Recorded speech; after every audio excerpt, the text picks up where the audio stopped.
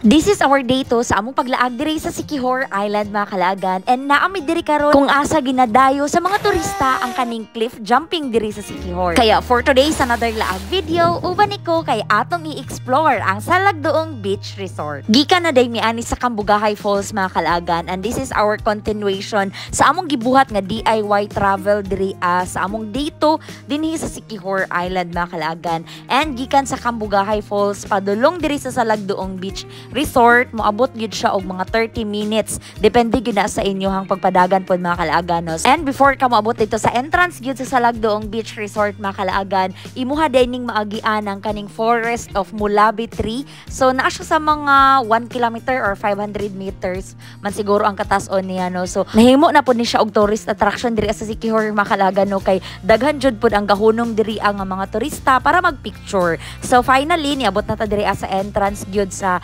Salagdoong Beach mga kalagan, and magbayad na tawag entrance fee nga 60 pesos per head. So open ni sila diri mga kalagan daily, and by 8 AM pwede na mo makasulod diri mga kalagan until 5 PM. So gikan dito sa entrance mo baklay ka og mga 2 to 3 minutes lang man panaog padulong gid diri sa ubos mga kalagan. And diri sa Salagdoong Beach Resort mga kalagan no, for sure malingaw gyud mo kay daghan kay silang mga activities nga pwede ninyong himuon. So pwede ka mag-snorkeling, mag-dive, and syempre ang mokumpleto sa imong experience diri ang pag-ambak sa ilang 35 feet cliff jumping. And as you can see mga kalaagan, white sand beach gid ang dagat diri and crystal clear kaayo ang tubig. Mao nang kung inyo makita mga kalaagan, daghan jud ang turista nga gaanhi diri So of course para kumpleto ang among experience ni saka mi diri ni J-Lord aning dako nga bato kay diri may mag cliff jumping mga kalaagan no. So naa siya tulo ka level di ay ang inyong ambakan. So naay 10 feet, naay 17 feet ug ang pinakahabog ay 35 feet. So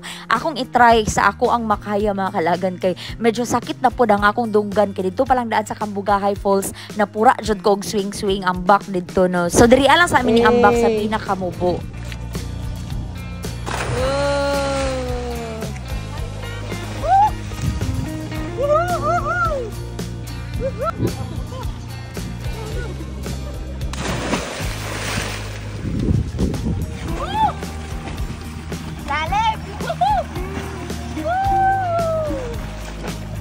So lawom gina siya diri mga kalaagan no, kung di ka kabalog langoy di jud ka pwede mo ambak diri, and nice kaayo mag snorkeling pud dinhi kay nice kay ang mga coral sa ilalom jud. So mao ni siyang 35 feet og 17 feet nga dili na jud nako kaya, nangurog na jud akong tuhod dira mga kalaagan, medyo sakit na gid pud akong dunggan. So si J-Lord ra gid ang nagtry nga mo ambak diri sa 17 feet.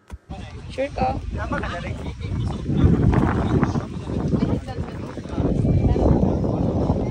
Natanaw diri namadlo kog dool.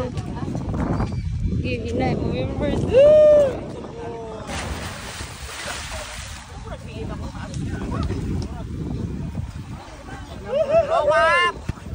Actually mga kalaagan, kaya pa nako siyang ambakon pero sakit ang gid akong dunggan tungod kay napura jud kong ginambak didto sa Cambugahay Falls pa lang no. So mao nang very nice ang among experience diri, and lingaw kaayo ni J-Lord dinhi sa Salagdoong Beach no. So sayang lang kay medyo hapon na gyud ang among pag-abot diri mga kalaagan no, kay medyo distansya gyud siya gikan didto sa Cambugahay Falls no, 30 minutes. How much more kung gikan pa gyud mi sa San Juan, na gyud siya sa mga 40 to 45 minutes siguro aya ka makaabot diri And that's our laag video for today diri sa Salagdoong Beach, Municipality of Maria, Siquijor Island. See you sa next day. Laag na!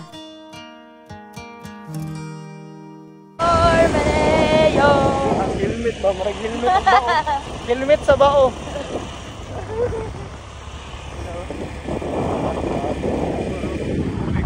Korkor. Mga korkor.